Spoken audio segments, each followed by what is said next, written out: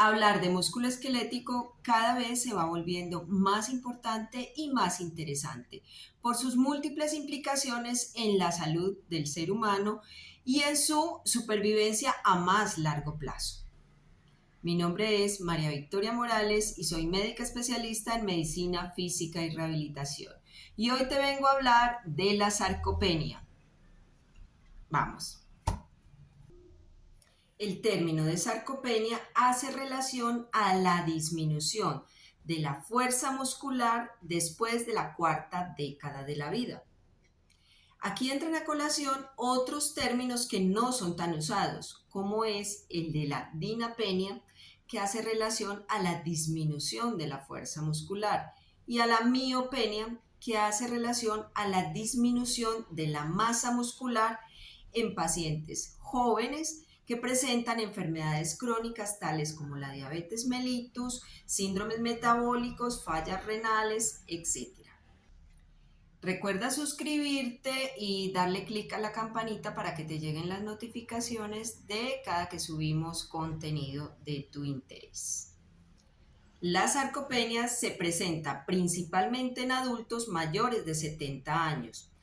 Y hay algo muy interesante con respecto a cómo se presenta en hombres y en mujeres, teniendo en cuenta si están institucionalizados, o sea, están internados en un hogar geriátrico u hospitalizados o están directamente en su casa. ¿Qué se ha observado? Que la relación de lo uno de lo otro siempre va de 3 a 1. Por cada 3 mujeres con sarcopenia hay un hombre con sarcopenia. Y los porcentajes observados han sido en España en institucionalizados como un 46% en las mujeres y un 15% en los hombres. Y los no institucionalizados en un 30% en mujeres y un 10% en hombres. Esto se refiere a la consulta que va directamente a geriatría y se observa el término de sarcopenia y su valoración como tal. Para hablar de sarcopenia se deben tener en cuenta 3 parámetros. Esos parámetros son la fuerza muscular, la calidad y cantidad de masa muscular y el rendimiento físico con respecto a la fuerza que tiene el individuo. Entre los 20 y los 25 años tenemos una cúspide de la masa muscular, o sea, está en su pico más alto, en su pico de mayor fuerza y de mayor masa.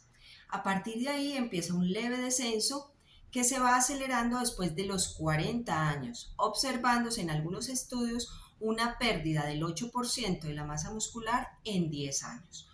¿Esto a qué conlleva? Que a medida que avanzamos en edad, la disminución de la masa muscular se va haciendo mucho más empinada, mucho más rápida. ¿Y esto en qué se traduce? Se traduce en una debilidad muscular que se va haciendo progresiva, con una disminución del volumen o de la masa muscular y una disminución de lo que llamamos el estado físico o el rendimiento físico. Todo este panorama se va viendo peor cada vez por los trastornos que conlleva el proceso de envejecimiento, y ahí entran también el influjo hormonal, testosterona en los hombres y estrógenos en las mujeres. Durante la pandemia y posterior a esta, se exacerbó bastante el sedentarismo, y esto conllevó a que ese desuso empeorara las condiciones que podían llevar a una sarcopenia. Muchos han sido los estudios que se han hecho en relación a esto, y la causalidad se va viendo muy relacionada con el sedentarismo y el pobre uso de nuestros músculos, porque nos mantenemos muy quietos, porque no realizamos ejercicios de fuerza, porque cada vez tenemos ayudas mayores para hacer menos esfuerzo físico en nuestras rutinas diarias. La clasificación de la sarcopenia depende del momento de presentación y del tiempo de evolución. La sarcopenia primaria es aquella que se diagnostica en personas adultas mayores, o sea, mayores de 60 años. La sarcopenia secundaria es la que se da en personas que vienen con una patología o una enfermedad subyacente que está ocasionando la pérdida de la masa muscular y de la fuerza, como son pacientes diabéticos, fallas renales, oncológicos, etc. La sarcopenia aguda es la que sucedió en menos de 6 meses, o sea, nos llega a la consulta, hace 6 meses lo veíamos muy bien y de repente, abruptamente, hay una pérdida de masa muscular. Y la sarcopenia crónica es aquella que lleva más de 6 meses de evolución. Para el diagnóstico de sarcopenia se pueden utilizar las imágenes. Tal es el caso de la tomografía axial computarizada, que es el gold estándar o la prueba de oro para realizar este diagnóstico. Sin embargo, tiene algunas limitantes, como son los costos. Además, que el paciente se ve sometido a radiaciones ionizantes. Por lo tanto, al realizar pruebas repetitivas para un control o para una evaluación posterior, estas radiaciones ionizantes no son muy convenientes. Tenemos también la resonancia nuclear magnética.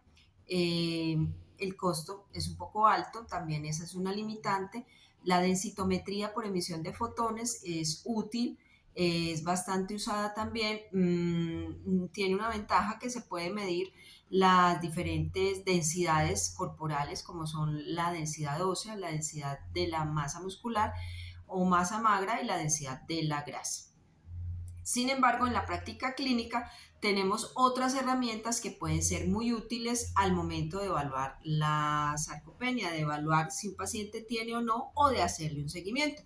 Tal es el caso del uso del dinamómetro. El dinamómetro es un aparato que mide la fuerza prensil, o sea, aprieto con mi mano y él me marca unos parámetros. De esa manera yo me doy cuenta la fuerza inicial y cómo está esa fuerza posteriormente. También existen test funcionales o pruebas de testeo funcional, como son la caminata, evaluando la velocidad, y es simplemente de marcar una distancia, poner a caminar el paciente y calcular su velocidad. A menor velocidad, posiblemente menor capacidad funcional para realizar el ejercicio y menor fuerza. También está la prueba de la silla, que consiste simplemente en sentarse y ponerse de pie de manera repetitiva y evaluar la calidad en que coloca apoyos o necesita apoyos para realizar el movimiento. También la velocidad al hacerlo y si requiere apoyo de manos o no para realizarlo. En este contexto ya vemos cómo podemos diagnosticar un paciente y cómo podemos hacerle seguimiento. Recordemos que la prevención es la mejor manera de hacer un tratamiento. Por lo tanto, debemos conservar nuestra masa muscular lo máximo posible desde que estamos jóvenes. Ahora les dije que el pico máximo de masa muscular era entre los 20 y los 25 años. Por lo tanto, una nutrición adecuada, balanceada, con buen aporte proteico y un ejercicio regular que incluya rutinas de fortalecimiento es la clave para hacer un mantenimiento de nuestra masa muscular y de nuestra fuerza. De esa manera podemos llegar a edades avanzadas siendo muy funcionales y con muy buena masa muscular. El entrenamiento es crucial en estos casos y un entrenamiento que sea rutinario, que haga parte de nuestros hábitos de vida. Estos temas los vas a encontrar en listas de reproducción por si tienes alguna duda y deseas aclararla con otro video subido con anterioridad.